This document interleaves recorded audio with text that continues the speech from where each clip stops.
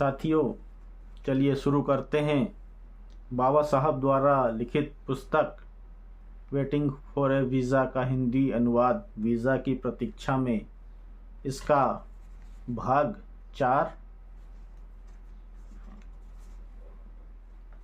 सन 1934 में दलित वर्ग के आंदोलन के मेरे कुछ साथियों ने यह इच्छा व्यक्त की कि अगर मैं उनके साथ चलने को सहमत हो जाऊं तो वे दर्शनीय स्थल देखने जाना चाहेंगे। मैं सहमत हो गया। यह तय हुआ कि हम अपने कार्यक्रम में वेरुल की बौद्ध गुफाओं को हर हाल में सम्मिलित करेंगे। कार्यक्रम यह बना कि मैं नासिक जाऊंगा और बाकी लोग मुझे वहीं मिलेंगे। वेरुल जाने के लिए हमें औरंगाबाद पहुंचना था। औरंगाबाद कस्बा हैदराबाद के मुसलमान राज्य में है और निजाम की रियासत का एक भाग है। औरंगाबाद जाते समय हमें एक और कस्बे दौलताबाद से होकर गुजरना पड़ा। यह कस्बा भी हैदराबाद राज्य में आता है। दौलताबाद एक ऐतिहासिक स्थान है और कभी यह एक प्रसिद्ध हिंदू राजा रामदेव राय की राजधानी हुआ करता था।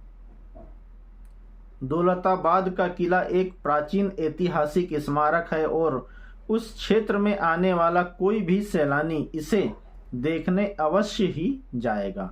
इसलिए हम लोगों ने भी अपने कार्यक्रम में दौलताबाद का किला देखना सम्मिलित कर लिया।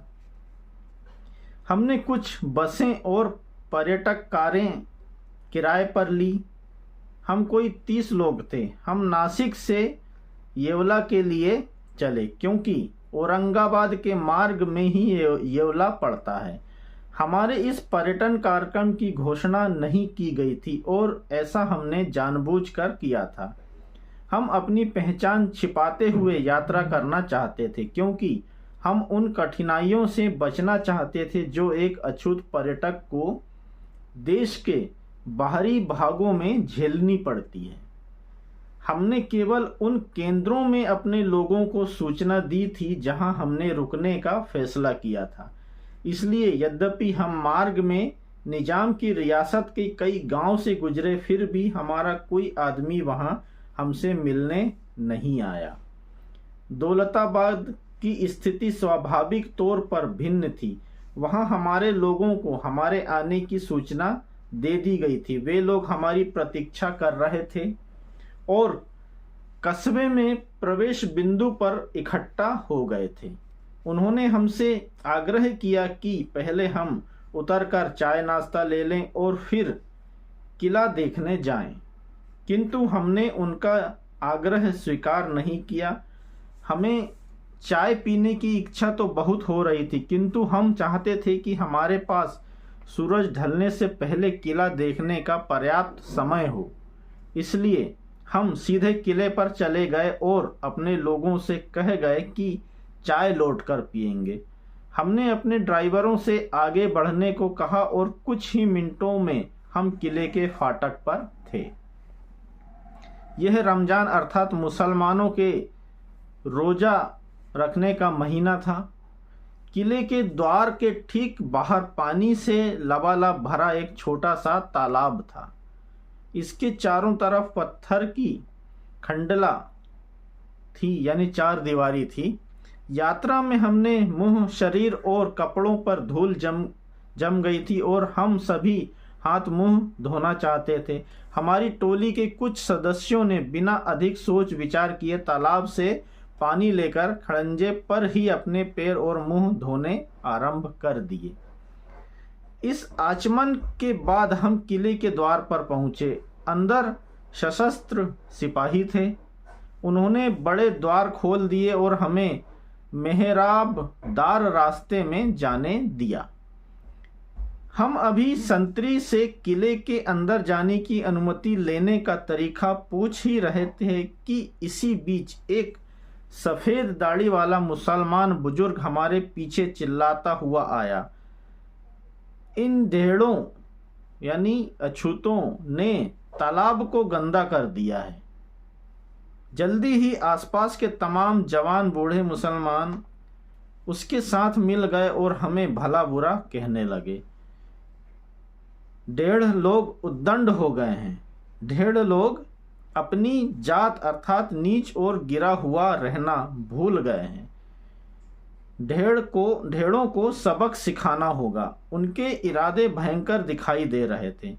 हमने उनसे कहा कि हम बाहरी लोग हैं और हमें यहाँ के रिवाज की जानकारी नहीं है। उन लोगों ने अपना क्रोध वहीं के अछूतों पर उतार दिया जो तब तक किले के द्वार पर आ पहुंचे थे।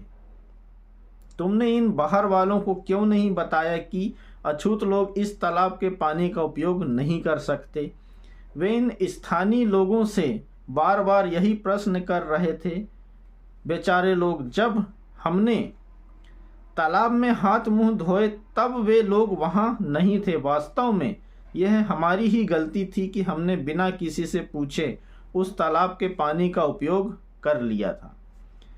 उन लोगों ने कहा भी कि यह उनकी गलती नहीं थी, लेकिन मुसलमान लोग कोई भी स्पष्टीकरण सुनने को तैयार नहीं थे। वे उन लोगों को और हमें भला बुरा कहे जा रहे थे। वे इतनी भद्दी भद्दी गालियां दे रहे थे कि हमें गुस्सा आ गया। स्थिति यह हो गई कि वहां दंगा और एकाध का खून भी हो सकता था। अतः हमें अपने आप को काबू में रखना पड़ा। हम नहीं चाहते थे कि हम किसी आपराधिक पचड़े में पड़ें और इस कारण हमारी यात्रा बीच में ही समाप्त हो जाए।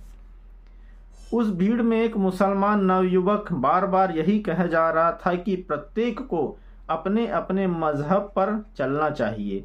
उसका कहने का आशय यह था कि अछूतों को किसी भी स्थिति में किसी सार्वजनिक तालाब से पानी नहीं लेना चाहिए। मेरा धैर्य टूट चुका था। मैंने थोड़ा आक्रोश प्रकट करते हुए उससे पूछा, तो तुम्हारा मजहब तुम्हें क्या यही सिखाता है? अगर कोई अछूत मुसलमान हो जाए तो क्या तब भी तुम उसे इस तालाब से पानी लेने से रोकोगे? इन सीधे साधे प्रश्नों का मुसलमानों पर कुछ प्रभाव होता दिखाई पड़ा। उनसे कोई उत्तर देते नहीं बना और वे चुपचाप खड़े रहे। मैंने संतरी की तरफ मुड़ते हुए फिर गुस्से में कहा, हम किले में जा सकते हैं या नहीं बताओ, क्योंकि अगर हम अंदर नहीं जा सकते तो फिर हम यहाँ रुकना नहीं चाहेंगे। संतरी ने मेरा नाम पूछा। मैंने एक पर्ची पर अपना नाम लिखकर उसे दे दिया। वह पर्ची लेकर अंदर सुपरिटेंडेंट के पास चला गया और फिर बाहर आ गया। उसने हमसे कहा कि हम किले में जा सकते हैं, लेकिन वहाँ कहीं भी हम पानी को हाथ नहीं लगा सकते और एक सशस्त्र सिपाही को हमारे साथ कर दिया गया ताकि हम इस आदेश का उल्लंघन ना कर पाएं। मैंने एक उदाहरण देकर यह सिद्ध करने के लिए प्रस्तुत किया कि जो व्यक्ति किसी हिंदू के लिए अछूत है वह पारसी के लिए भी अछूत है, और इस उदाहरण से यह प्रदर्शित होगा कि जो व्यक्ति हिंदू के लिए अछूत है वह मुसलमान के लिए भी अछूत ही होता है।